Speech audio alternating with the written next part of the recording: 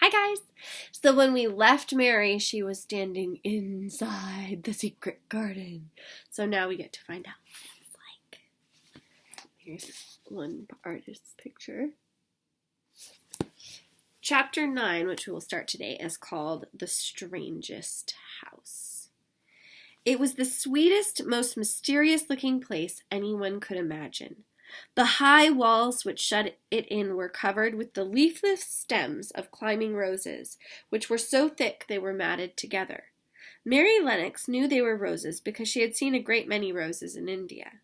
All the ground was covered with grass of a wintry brown, and out of it grew clumps of bushes, which surely were rose bushes if they were alive. There were numbers of standard roses which had so spread their branches that they were like little trees.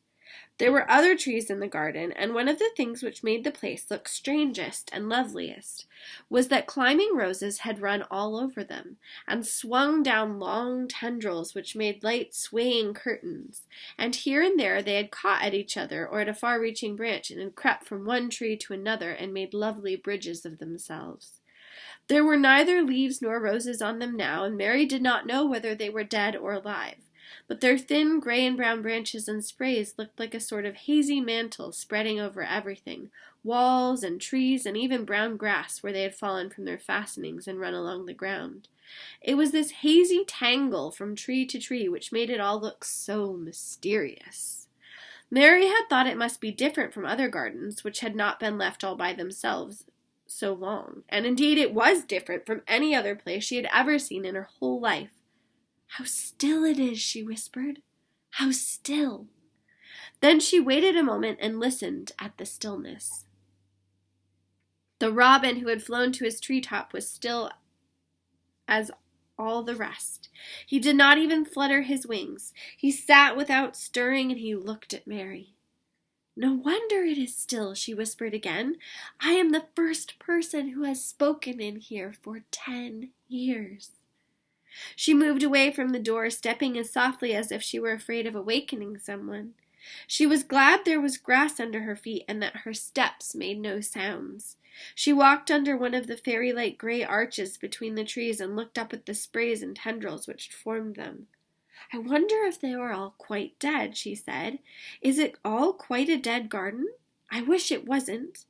If she had been Ben Weatherstaff, she could have told whether the wood was alive by looking at it, but she could only see that there were only gray and brown sprays and branches, and none showed any sign of even a tiny leaf bud anywhere.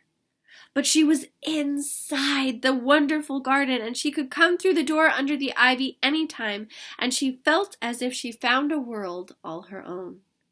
The sun was shining inside the four walls, and the high arch of blue sky over this particular piece of Misselthwaite seemed even more brilliant and soft than it was over the moor. The robin flew down from his treetop and hopped about or flew after her from one bush to another. He chirped a good deal and had a very busy air as if he were showing her things. Everything was strange and silent, and she seemed to be hundreds of miles away from anyone, but somehow she did not feel lonely at all.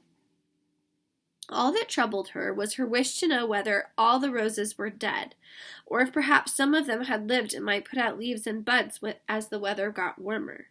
She did not want it to be quite a dead garden. If it were quite an alive garden, how wonderful it would be, and what thousands of roses would grow on every side.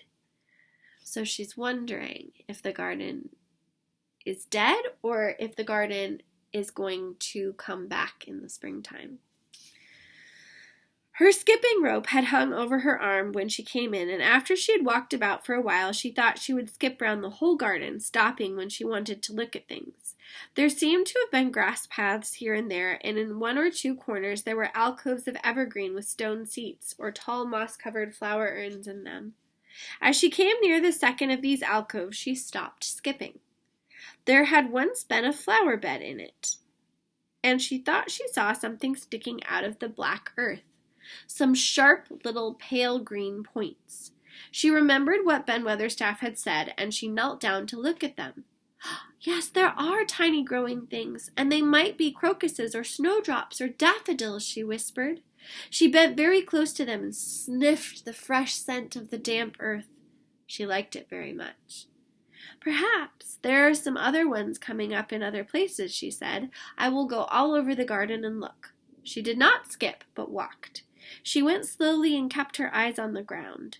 She looked in the old border beds and among the grass, and after she had gone round, trying to miss nothing, she found ever so many more sharp, pale green points, and she had become quite excited again. "It isn't quite a dead garden," she cried out softly to herself. "Even if the roses are dead, there are other things alive." She did not know anything about gardening, but the grass seemed so thick in some of the places where the green points were pushing their way through that she thought they did not seem to have room enough to grow.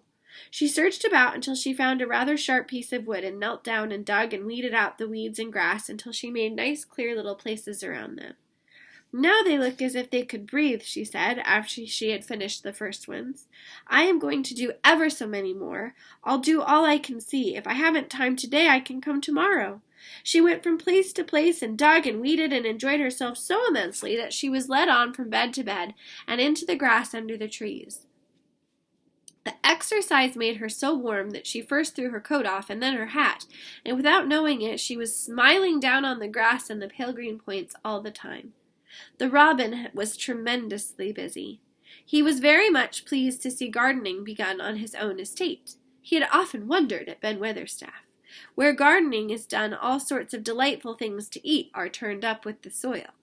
Now here was this new kind of creature who was not half Ben's size, and yet had the sense to come into his garden and begin at once.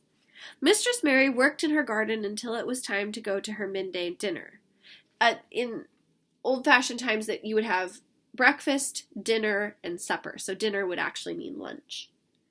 In fact, she was rather late in remembering, and when she put on her coat and hat and picked up her skipping rope, she could not believe that she had been working 2 or 3 hours. She had been actually happy all the time. That's the answer to your question today. And dozens of tiny pale green points were to be seen in cleared places, looking twice as cheerful as they had looked before the grass and weeds had been smothering them. "I shall come back this afternoon," she said, looking all around at her new kingdom and speaking to the trees and the rose bushes as if they heard her. Then she ran lightly across the grass, pushed open the slow old door, and slipped through it under the ivy. I want a secret garden where I can go and nobody knows I'm there.